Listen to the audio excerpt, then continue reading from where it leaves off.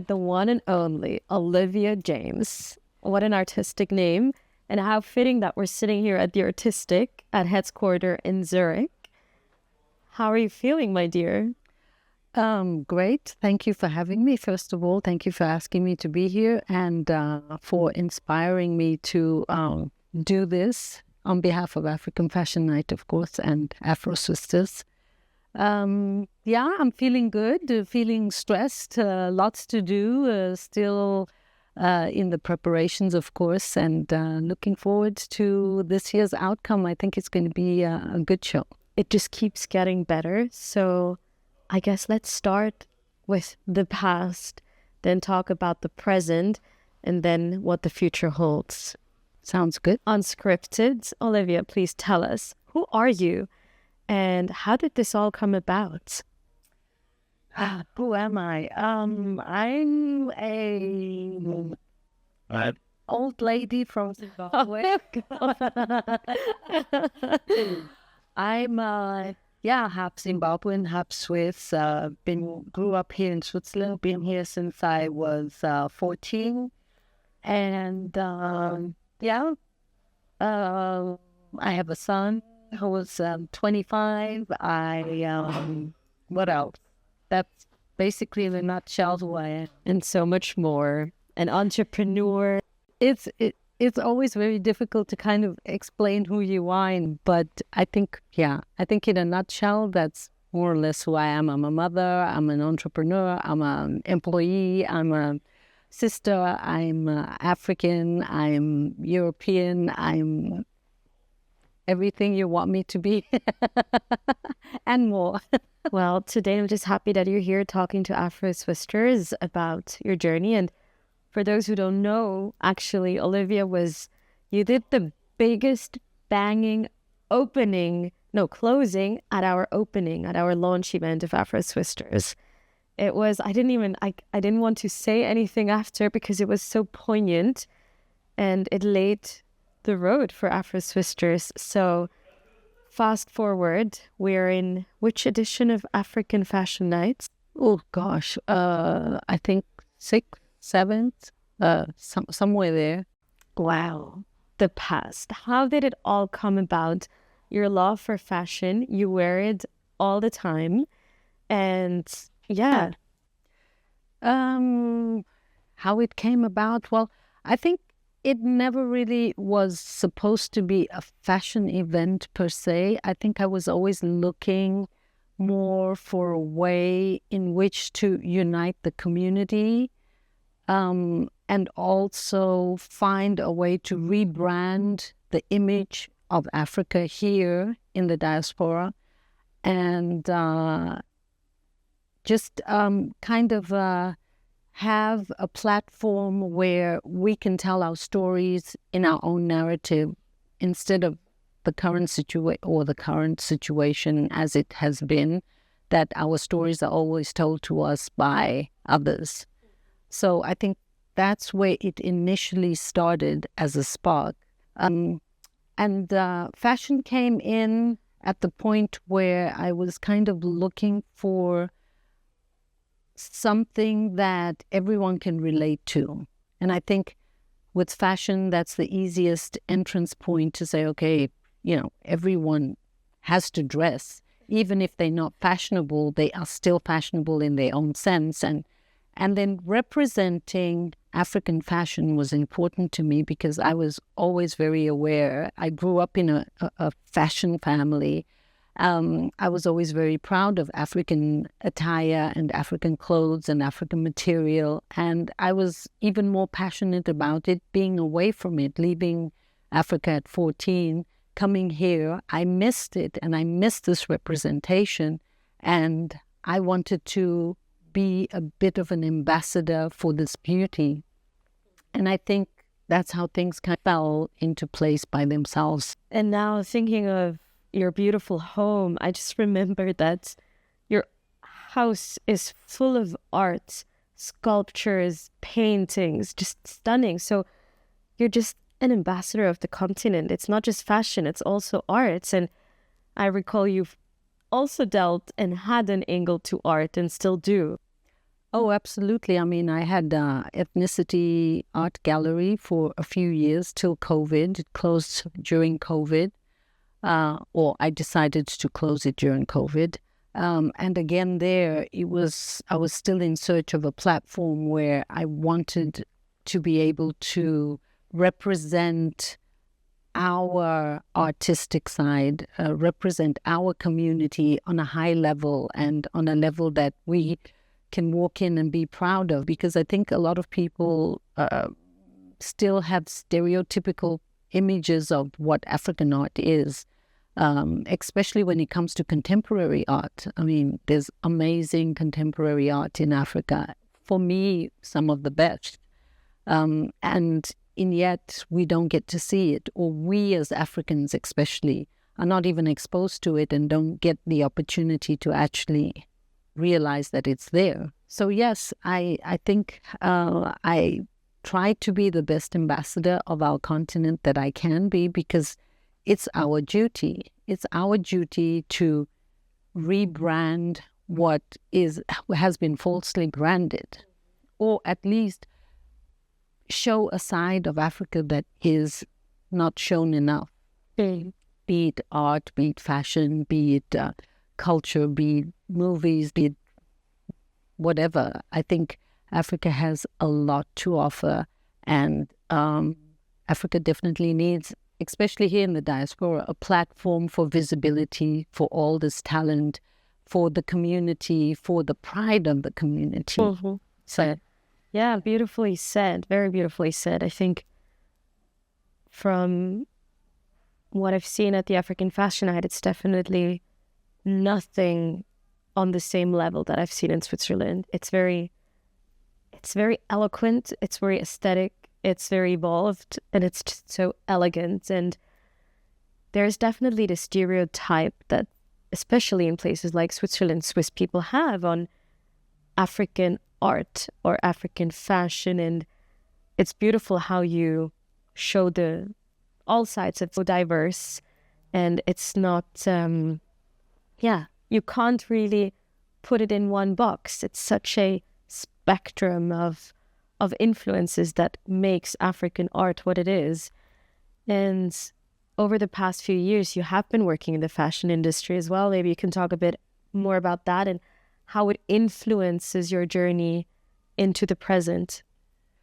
Well, I just happened to slip into the fashion industry, maybe also subconsciously being very fashionable or loving fashion or having a passion for fashion. It's not really something I was looking for, but yes, I worked for MCM and I worked for Swarovski here in Zurich. MCM was moved to Zug then. I think it gave me an insight of how big brands maybe work and how much passion and how much hard work actually goes into a brand. I think that's behind the scenes. You really get to see all the effort that's put into every detail. And I think this kind of gave me an eye for aesthetic, and this is what I try and bring into African Fashion Night, to kind of bring in that high-level sense of aesthetic. I mean, a lot of it has to do with finances, of course, which is something you either have or you don't. But I think even if the finances are not quite there where they should be, a sense of aesthetic can go a long way. And so I try to balance this out, and I'm happy to know I'm doing a good job according to the feedback from you and a few others. So, but of course, there's a long way to go to actually get there where we would like to be. And, you never stop trying to be innovative. And I want to be able to represent Africa at the highest level. I want to reach a point where Africa is represented in the luxury segment, or at least looked at from a luxury segment perspective, and not always the aid perspective, which is the main narrative. and this irritates me till today. It's a very interesting topic that you're raising, and now we're shifting to the present. There have been a lot of changes, not only barriers put up in terms of tariff, trade barriers, but it also has exposed a lot of, I would say, cosmetic marketing when it comes to the topics of D&I, of sustainability, and the entire narrative on aid. And it's so interesting how in the West there's a big outcry that US aid, for example, is leaving Africa. But when you talk to a lot of people on the African continent, they're actually happy that US aid is gone, because they say US aid and their workers have come, they have hijacked all the beautiful buildings, the rents have just incredibly inflated, and there has not been any substantial long-term projects that they could really describe as comparable to what the Chinese have built within the past 20 or 30 years. And before I get into Asian or Western infrastructure development models, I just want to say it's interesting that we're in this time and space where the world is shifting. Your platform is the same. You have done DE&I, as some might call it, since you've become Olivia James here in Switzerland, with everything you've done. And notably, the very people who said, oh, we are supporting D&I, oh, we want to be part of D&I, are now changing the narrative. So in this present time, what does the topic of DE&I mean to you? And how would you feel it influences this year's edition of African Fashion Nights? Well, I mean, I think it's great that people are becoming sensitive to D&I or, cultural appropriation and all of this good stuff. My take to it is, why is it that we as human beings we're a different, we have pigmentation, that's literally the difference. We have to be put in a segment with everyone else to highlight an advantage that the majority of the people in this society have. This already never made sense to me. It's like, just treat me like you treat everyone else. Why do I have to be categorized? And then not only am I categorized, I'm categorized with whoever else is in the D&I pot, who actually really need that. If it's the LGBT community, they have, their issues. I think, first of all, Africa and aid are a big problem, because why does Africa, the richest continent of all, need aid? We shouldn't be needing aid. And then secondly, aid has been around for decades. It's a business model that's not going to end. It's keeping people in a position of not developing because they rely on handouts. Now, people will only start when they don't have those handouts. They become more innovative. They become more entrepreneurial. They become more inspired to come up with other solutions and ideas. They become independent, which is the most important. With all the aid in Africa, it has just caused for people to be dependent, which makes them obviously stagnant in development, which is not a good thing. So on the one hand, yes, pulling out straight away may feel like the rug being pulled under your feet, but I think long term, it's a blessing in disguise for Africa. It's a blessing in disguise in the sense that Africa now has the opportunity to take the power back into their own hands and start working and start being innovative and start developing and changing their landscape according to the desires of the people. So when it comes to African Fashion Night, I think D&I is, especially in Switzerland, and I've said this before, I'm very critical about it, is a big hoax, because all the major corporations that promise to support D&I, at the end of the day, don't. I've knocked on many doors, and of all those doors, I've had maybe 2 or 3 that come in, and basically, when you actually look at what's being sponsored at the end of the day, it's usually the leftover crumbs, if I have to be very direct. So D&I for our community was never an added value. It didn't really bring much. It's like greenwashing for me.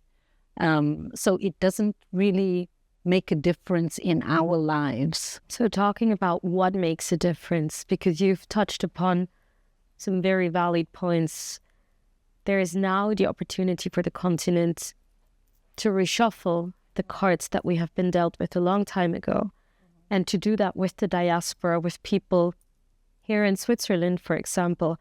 You also engaged diaspora in your platform. As part of the African Fashion Night, you have a business forum, an opportunity to network, to talk about Afro-optimism, and to talk about the business opportunities that are just so myriad.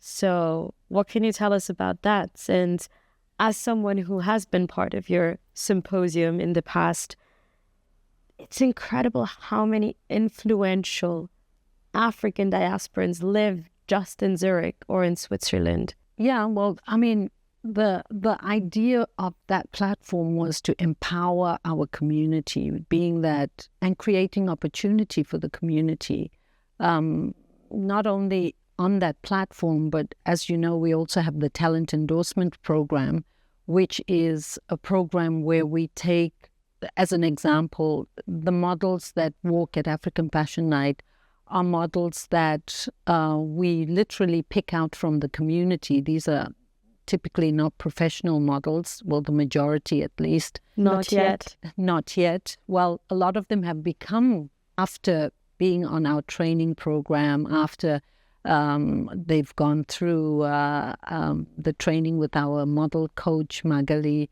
A lot of them have ended up walking in Milan, in London, in New York, and everywhere else. But this is basically what we also offer, is the talent endorsement program, where we invite the community to come onto the platform and contribute whilst learning. And they get certified from us. They get put through a workshop or a course or whatever it is, be it models or photographers or DJs or whatever it is, whatever we have on the platform. So it's giving back to the community and creating opportunity at the same time. And I think this is something that I would have thought would be highly supported by corporate, which wasn't and isn't. So if there's any corporate people out there, that's what we're doing, and we need your support. For the platform, the diversity, it started off as a diversity career fair. It's evolved a bit further in the meantime, because what we're trying to do is bring together all our community, the entrepreneurs of the communities, the universities, the associations of the communities, and introduce them to the rest of the corporate world that, you know, is out there and is interested in being a part of the network of our community, or wants to interact with the community, or wants to, is looking for diverse talent, for instance. They will find everything within this fair or within this summit. And again, the idea was to create a platform where we offer opportunities visibilities to our community, our network, to the rest of whoever's interested. Yeah. And you already hinted at hello corporates.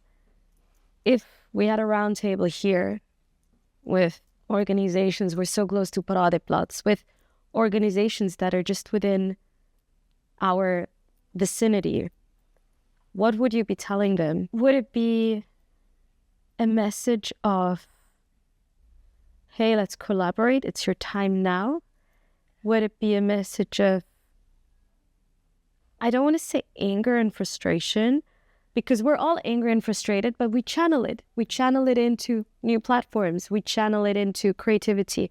We channel our anger not into demonstrations outside, but no, you are the founder of the African Fashion Night. I founded AfroSwissters. Doesn't mean I'm not angry. I'm a Black woman in Switzerland. There's so many reasons to be angry, but we channel it. So what would you tell corporates? Well, first of all, I think I've already kind of gotten over. I mean, you're much younger than I am, so I've passed the anger phase. I've come to realize that everyone's responsible for themselves, and we should take accountability for our lives and make the best of it. There's always going to be someone or something that doesn't quite agree or like or whatever it is, but the message I would have for corporate, if I could give them a message, would be, we are a platform that welcomes everyone who wants to be a part of us. We're not begging or desperate, or if you are going to say you want to be a part or you want to support diversity, equity, and inclusion, then walk that walk. We're here. Here's the platform where you can connect with us directly and you get everything that you want, but walk that walk.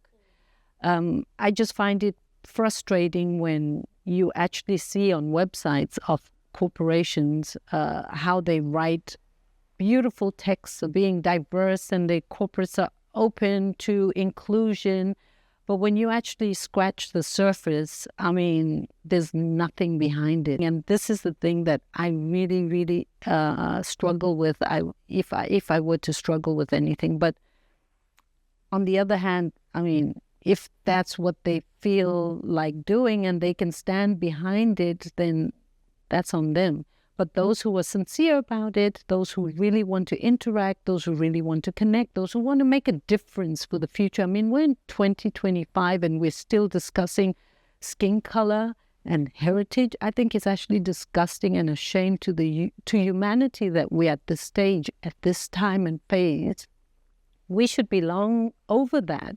These are discussions that were being done already when I was born in the 70s. So we can do better, and those who want to do better and those who need to do better and feel they don't know where to start, we're open. Come to African Fashion Night. Come meet us. Let's talk. Let's look for ideas. Let's look for solutions. Let's work together. It's a melting pot event. It's an event that everyone is welcome. We are introducing the new Africa. We're introducing the new generation of Africans and Black people, not only Africans. When I say Africa, for me, Africans are all people of African heritage, be it Afro-Brazilian, Afro-Asian, Afro-American. So everyone is welcome. Beautifully said. 23rd of May. It's not just one day. What is on the lineup this year? And is there one or two artists that you can't wait to explore and see? So we're still working on the program. I don't have it knitted down yet, as always. At this time, it's like last-minute polishing, but we definitely have a very, very exciting program. The 23rd is, like you mentioned, it's more the business aspect where we have, but with that said, I always try to make these business events not as stiff as one would think a business event should be. So it's not the ties and nobody talks. And I incorporate a bit of culture, a bit of art, a bit of fashion, a bit of everything, so that people are well engaged and well entertained, and it's a very light atmosphere where people can network and still enjoy some music and entertainment. So we have a multicultural fair, so it's a career fair where we invite all corporates who want to come and who are in search of diverse talent to come on board. And at the same time, we have a podium talk. We also have a movie showing about the story of an African winemaker from Zimbabwe who went to South Africa and created his own wine. So the movie is called Blind Ambitions. So that's very interesting. And he will be present himself to do a wine tasting of his wines.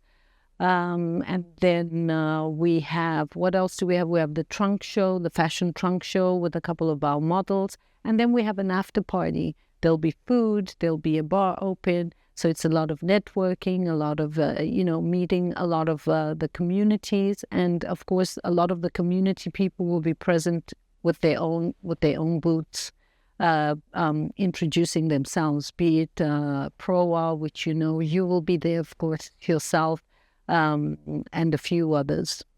Amazing. Yeah. The 24th is the fun fashion night. Like every year, we have a lot of really, really great artists. I'm not going to say more because I take away the surprise effect, but we have a really, really nice lineup. We'll also have live acts in between.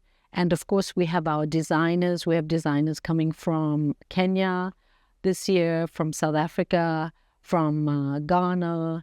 And then we have a couple of local African designers.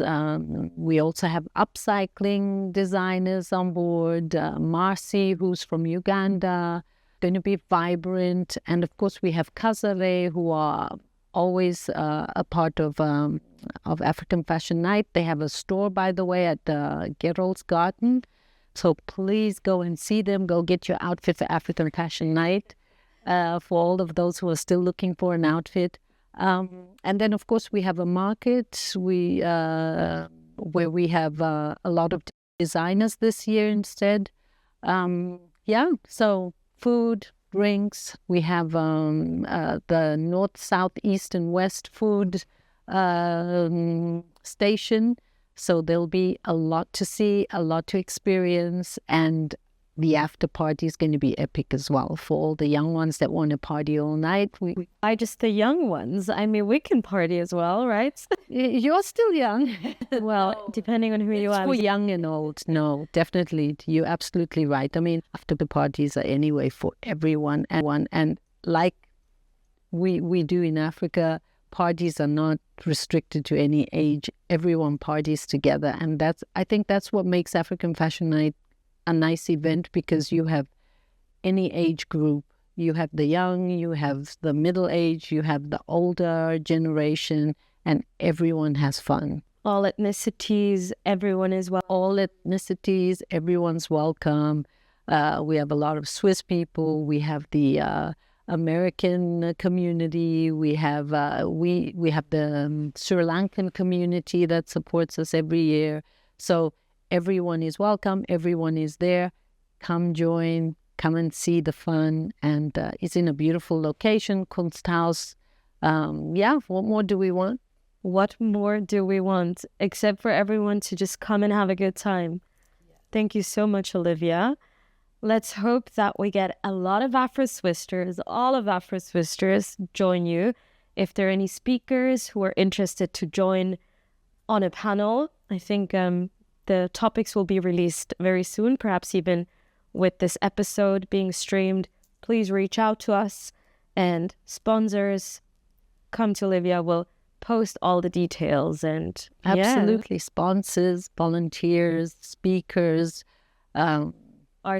artists, whoever's interested, just reach out, and we'll try and accommodate. Thank you so much for having me. And thank you for having me on your AfroSwissters platform. And you're doing a great job, by the way. Thank you very much. And likewise, it's your generation that paved the way, and it's just a matter of passing on the torch, right? And on days where the light doesn't seem so bright, there's always someone else holding a match up, and that's what we do. So thank you so much. So that was such an amazing opportunity to talk about African Fashion Night with Olivia herself.